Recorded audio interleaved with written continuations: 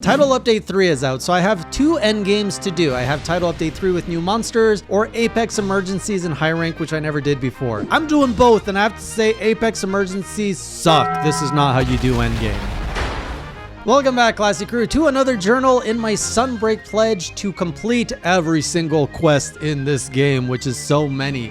But I'm making some progress, not on the quest, but also the new experience, as this past couple weeks, they have added some new monsters through Title Update 3, and I am now grinding my way through that with a chaotic Gore Magala now behind me, but I've also broken through Master Rank 100, which means I now have gotten access to the Scorn Magnum.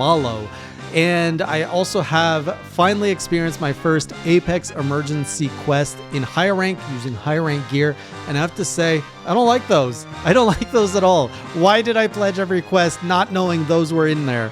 Oh, it sucks. But before I share more details on that, I want to say thank you to today's sponsor, which is Ewin Racing. They are the supplier of my new gaming chair. Look at this beautiful thing. Isn't it beautiful? The great thing with Ewin is that, well, I have to say my kind of selfish reason that I like this is that it's so soft. This is probably the softest chair I've ever received. And I know it's probably not what they're expecting. The last thing they probably put on the sheet of, please talk about our chair, it was not, please talk about our chair's softness. But I have to say, it's really soft. If you want a soft chair, this is the way to go. If you've never had a gamer chair, Ewin Racing is a pretty good chair. You've got all the needs. So you've got some back support for the lower back. You've got some neck support for when you actually lean back. In these videos, I don't. So I have poor posture in these videos. You can adjust the arms. You can adjust pretty much everything you need on it. It comes in a bunch of different colors, so you can style it as you want. I went with white because I'm basic like that. I like it in black and white. You can also get a few different models depending on the style you want. There are very subtle changes that you can do. And also you can check out the different desks that they have. So you can get a matching Ewin desk and chair. And the best part is if you use my code HeyJ, you get an awesome 20% discount if you order anything from the Ewin Racing or the Ewin store. So I really recommend checking that out. Once it arrives in a box. You do have to do some assembly. Ewin Racing, if you want some chairs, go check that out. If you want a new desk for your workstation or your game station, I recommend checking them out and use my code HeyJ for a 20% discount on your order. All right, back to the monsters. So the first thing that is up, as I just unlocked Master Rank 100, the Scorn Magnum was up on the menu. And I have to say, I wasn't expecting much. I'm just like, okay, that's a nice little bonus. But I was blown away at how much better Scorn Magnum actually is. I don't usually see much difference between these like slightly different flavored monsters, if you will. But I feel Scorn Magnum is exactly what he should have been in base Rise. Like, he was so powerful looking, so much energy, so much glowing parts, the cool freaking swords coming out of his paws. This is the Magnum I can love and respect. I didn't actually really like Magnum design in Rise, but Scorn Magnum and the face and the scar he has across this, he's just cool. I actually enjoy his design in Scorn Magnum. Design aside, the fight is also a little bit more intense. I did cart to him, I think, at least once. And the fight was a lot, it was good. I've come to appreciate the Magnum fight. I like the one in base Rise as well. So the Scorn one is the same thing, just dialed up a little bit more and more of a spectacle because he has so many more glowing parts. I feel he's a little bit bigger. Maybe I just had a larger sized Scorn Magnum and more intense, as he should be. So this was a really fun fight, really good dance, which is not what I have to say about my Apex journey where I took on an Apex Zenogre. I don't know if I should get into that just yet. Because before I talk about my high rank adventures, I also took on the chaotic Gore Magala, which takes the best or the worst of the normal Gore Magala, and then the other one that I can't pronounce, the Shigeru Magala, I think. I actually prefer, out of all 3 Magalas that have been presented in front of me, I have to say the chaotic Gore Magala is way, like, I love this thing. First of all, he's got a terribly sad backstory. He gets introduced as the only reason he exists is so that you can kill him and put him out of his misery. He's got a look of like, you feel bad for him. I can't say I've ever felt bad for a monster in Monster Hunter there. I'm trying to think back. Is there a monster I feel bad for? I don't think so. But chaotic Gore Magala, I feel bad. that is until I started trying to put him out of his misery, and he fought back. And he fought back hard. The music, though, really stood out to me. The other Magala soundtracks didn't hit me quite the way a Chaotic Gore Magala is.